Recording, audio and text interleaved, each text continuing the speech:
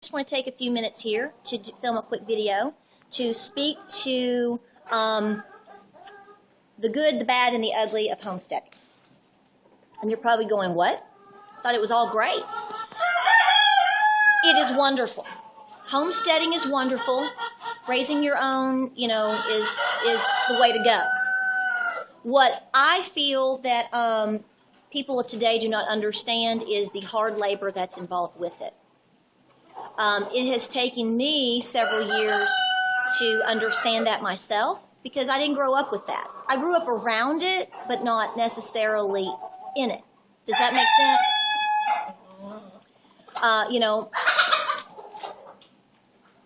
When you get out in the middle of nowhere, if that's where you're headed, like we did, and, all your modern conveniences are, 30 miles or plus away, and really in our case, some of them are 50 or 60 miles away, and you have to figure out how to make things work and how to regulate your schedule based upon how far you are from things. And even beyond that, when you realize how much it all relies on you, your perspective on a lot of things really change. I'm not going to go through necessarily my daily schedule. My daily schedule starts very early in the morning.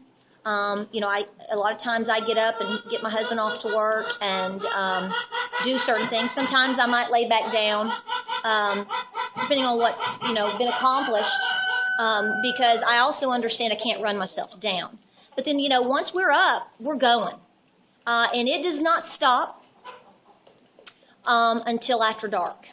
Now, if I'm in the kitchen or if I'm doing things, I may turn on, my laptop's there. I do a lot of multitasking. I think a lot of farmers in different ways do multitasking. You have to. Now, a lot of people aren't doing, the things that I do. Right now, we are jam-packed with canning. We've also started our homeschool season. So, it requires a lot of us to pitch in together. And I'm lucky to have that. I've got some, quote, strapping young men and a big old husband to help me with a lot of my chores, and they're all on board. Now, obviously, you have your moments with young children and teenagers, trying to make them understand the importance of things, but you're going to have that regardless.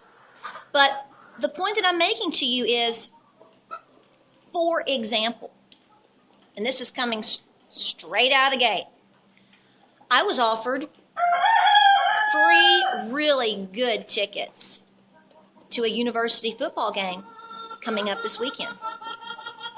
We turned them down. In our old life, would we have done that? No.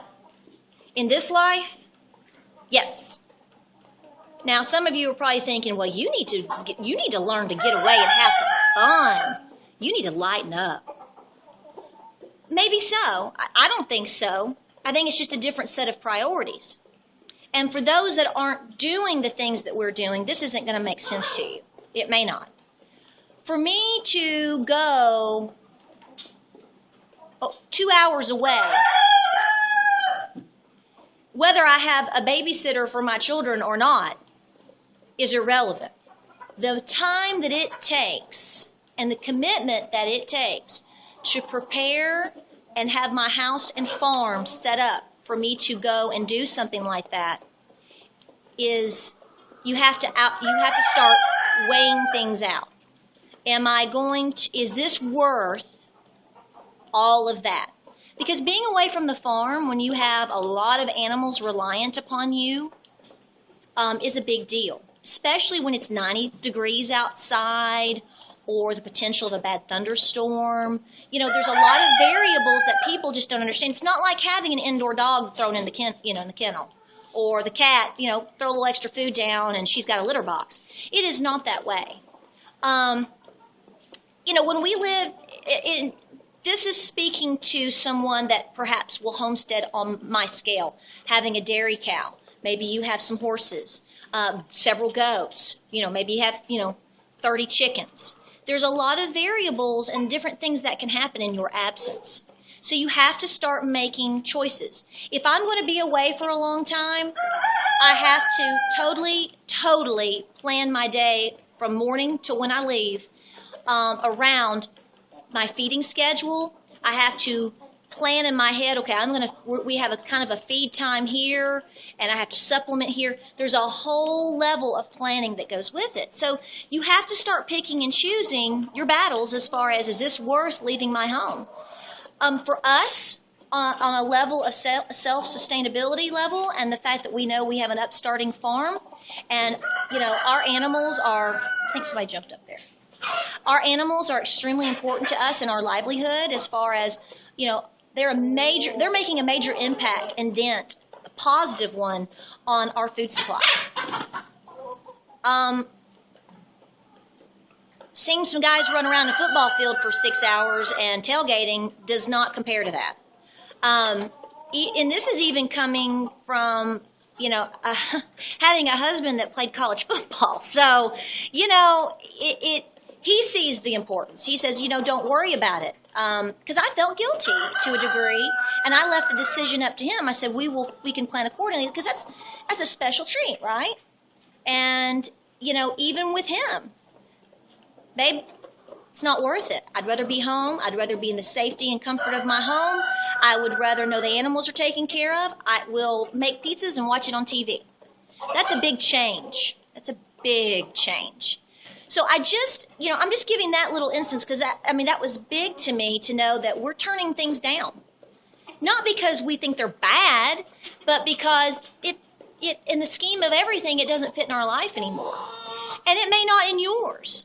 I just want to prepare you for if that sounds too far out for you to make those type of changes and commitments, then maybe homesteading is not the life for you.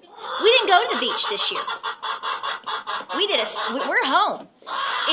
We might try to plan to go on a little vacation next year.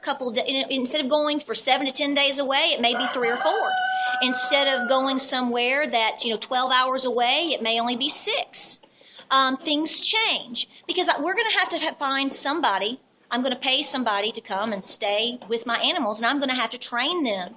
So But not only that, these are instances, one-time deals, once-a-year deals, whatever. But on a daily basis, it doesn't matter if it's 95 degrees outside. Guess what you've got to do? And if you don't do certain chores every day and you let them build up, you sacrifice your animals getting very sick or dying. And you sacrifice, do you know what it's like putting off cleaning a barn a little bit longer than you should do it? You will pay big time for that. So, just like I got very upset the other day. I got really upset with myself because if you've paid any attention to my Facebook page or anything, if you've seen a little bit, we had an enormous amount of tomatoes come in at one time, 5 bushels. I couldn't get to them all. With homeschooling and co-op, and we had to go to a doctor's appointment one day. Again, remember, it's not just down the road and back. It's almost we're talking 6 to 8 hour ordeal to go to, So some things got, quote, left behind a little bit. And when I started to address them finally, I had lost some of my crop. Now, it's not devastating, lucky me, because I still had a lot and I still have more coming in.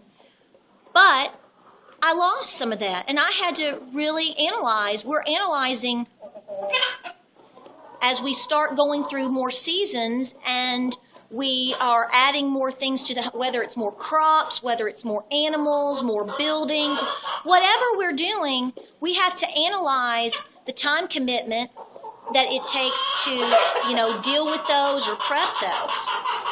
It's all the time paying attention. It's a lot of paying attention. It's a lot of saying no. No, we can't go hiking today and go swim in the water hole. We've got to, do this.